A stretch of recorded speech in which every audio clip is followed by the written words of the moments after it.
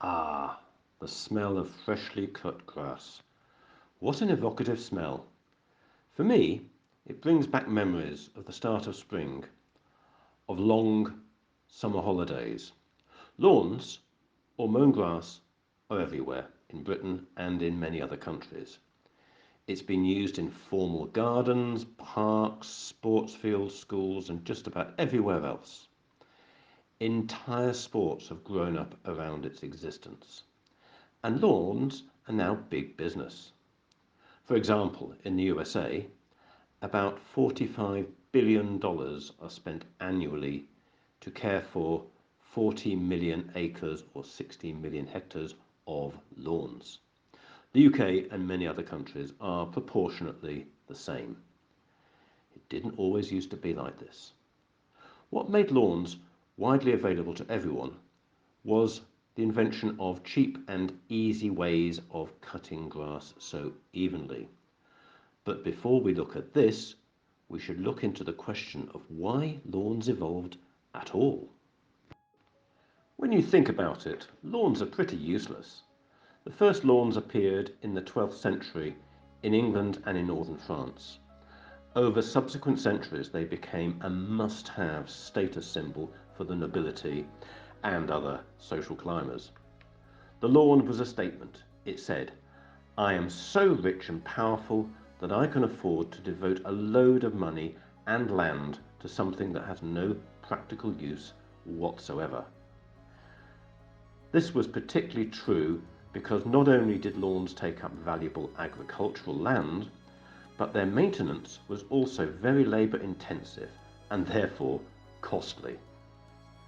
Back in the day, there were no mechanical lawnmowers. Lawns were cut by large teams of men using scythes and brushes. This practice went on for centuries. Here is Blenheim Palace, near Woodstock, just north of Oxford in England. During the summer, the grass was cut by 50 labourers who were employed full-time just to keep it looking the way it is, a classic example of conspicuous consumption. Colleges in universities like Oxford and Cambridge still have high-status quads, only the most senior fellows or professors being allowed to walk on them. Some people think that conspicuous consumption is something new. As we can see, this is not the case. In fact, a form of conspicuous consumption is far older than humanity. A peacock with its elaborate tail feathers, or a buck deer with its antlers, is displaying its strength and power in order to attract females. Even if these characteristics make them more vulnerable to predators, effectively they are saying, I am so strong and powerful that I can afford to waste valuable resources in this way. You would be well advised to have my genes in your children. So why did it all change? What made lawns available to almost everyone and not just a status symbol for the rich? One stimulus was the fact that many new sports, particularly in the early industrial period, made use of lawns. A cheaper and easier way of cutting grass needed to be found. People tried using sheep. They certainly kept the grass short, but they tended to leave dung behind, which was smelly, it attracted flies, and was certainly not nice to sit on. Then Edward Budding had an idea. Edward Beard Budding was born in Stroud, Gloucestershire in 1795. He was the illegitimate son of a farmer. He trained first as a carpenter, but later moved on to work in an iron foundry and became a freelance engineer. He was one of life's tinkerers, like so many creative people, always experimenting with devices.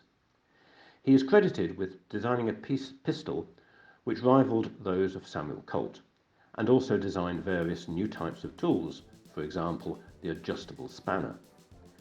He began working for Branston textile mill in Stroud. One day, he was working on the rotary cutters that were used to trim the nap off woolen cloth when he had an idea. First of all, let me explain what nap is.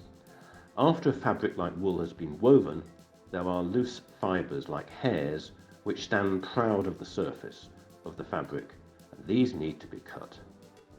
This work had once been done by hand as well, but it was very expensive. By the late 1700s, it had all been mechanized. Budding reasoned that if a machine could be made to cut the nap, then it should be even easier to design a machine to trim the nap off a field or a garden, the nap being the long grass.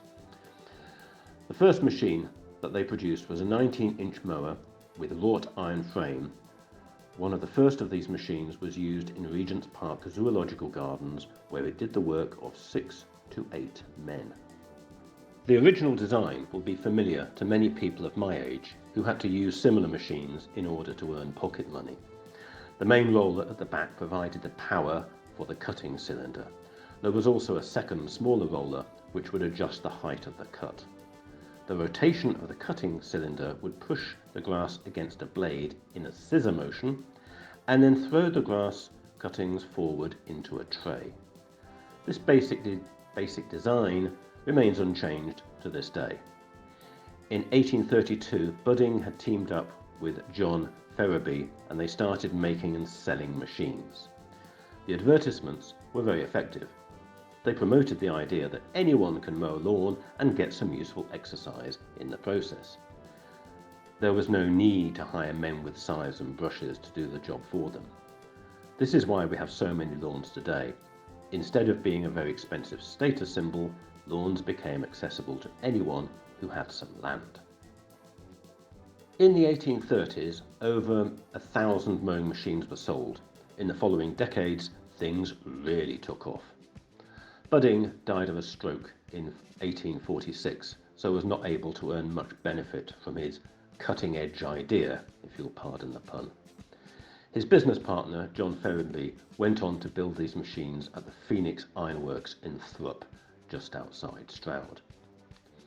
For over 100 years, the basic design didn't change very much. Engines were added, and heavy-duty versions were pulled by tractors. Later, rotary mowers and hover mowers came onto the market. Now there are mowing robots which can do everything for you.